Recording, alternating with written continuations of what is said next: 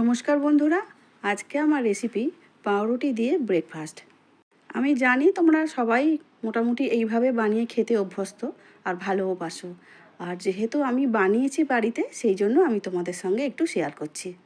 প্রথমেই তাওয়া বসিয়ে দিয়েছি আর তাওয়া গরমও হয়ে গেছে। এবার পাউরুটির পিসগুলো তাওয়ার মধ্যে দিয়ে দিচ্ছি, এপিট ওপিট করে একটু সেঁকে নেওয়ার জন্য। তারপরে দিয়ে দিলাম অল্প একটু সাদা তেল। দুটো ডিম ফাটিয়ে রেখেছি আর একটু পেঁয়াজ কেটে রেখে দিয়েছি। পাউরুটিগুলো খুব ভালো করে সেঁকা হয়ে গেছে।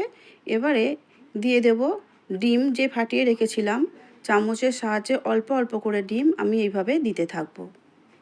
এবারে এই পাউরুটির ওপরে দিয়ে দেব যে পেঁয়াজ কেটে রেখে দিয়েছিলাম, সেই পেঁয়াজ কুচিগুলো পাউরুটির ওপরে দিয়ে দেব। তারপর দিয়ে দিচ্ছি একটু গোলমরিচের গুঁড়ো। তোমরা চাইলে এতে কাঁচা লঙ্কা আর ধনেপাতা কুচিও দিতে পারো। এবারে একটু চিজ নিয়ে ভালো করে গ্রেটারের সাহায্যে একটু দিয়ে দিচ্ছি। এবারে অপর দিকে যে পাউরুটি আছে, সেই পাউরুটিটা চিজ দেওয়া পাউরুটিটার ওপরে ঢাকা দিয়ে দিলাম। এর ওপরে আবারও খানিকটা ফাটিয়ে রাখা ডিম দিয়ে দিচ্ছি। এবার এই দিকটা ভেজে নেওয়ার জন্য উল্টে দেব। আর আবারও এই পাশটাতে তো ডিম ছিল না, সেই জন্য আবারও খানিকটা ডিম এই দিকটা দিয়ে দিচ্ছি। এইভাবে এপিট ওপিট করে সুন্দর করে ভেজে নেব। আর বাকি পাউরুটিগুলো একইভাবে ভেজে নিতে হবে আমাদের। খুবই সামান্য সামান্য তেল দিয়েই ভাজছি, সেই জন্য বেশি তেল আমি এখানে ব্যবহার করছি না।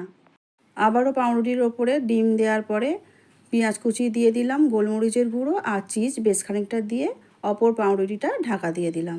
বাকি যে ডিমটা আছে সেটাও আবার এই পাউরুটির ওপরে দিয়ে দেব, দিয়ে এপিট ওপিট করে ভেজে নেব। বাড়িতে যদি বেশি ডিম না থাকে চিন্তা করার কিছু নেই, এইভাবে অল্প অল্প করে ডিম দেবে, টেস্ট গন্ধ একই থাকবে। আর যেহেতু আমি মাঝখানে চিজ দিয়েছি, তাহলে নিশ্চয়ই বাড়িতেই বুঝতে পারবে যে কতটা ভালো লাগছে খেতে। তৈরি হয়ে গেল আমাদের ডিম পাউরুটি চিজের ব্রেকফাস্ট।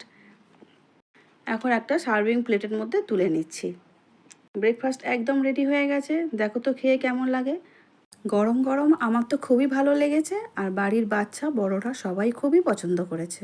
আর তোমরা তো জানোই চিজ দেয়া থাকলে গরম গরম না খেলে ভালোই লাগে না। বাচ্চারা যখন স্কুলে যাবে তখন তাদের টিফিন বক্সেও দিয়ে দিতে পারো। তোমরাও কিন্তু বাড়িতে বানিয়ে দেখো বন্ধুরা। আমার ভিডিও ভালো লাগলে লাইক শেয়ার সাবস্ক্রাইব করার অনুরোধ রইল। ফেসবুক পেজ থেকে দেখছো বন্ধুরা, পেজটিকে ফলো করে দিও প্লিজ। দেখা হচ্ছে পরের ভিডিও নিয়ে। পুরো ভিডিওটা দেখার জন্য অসংখ্য ধন্যবাদ।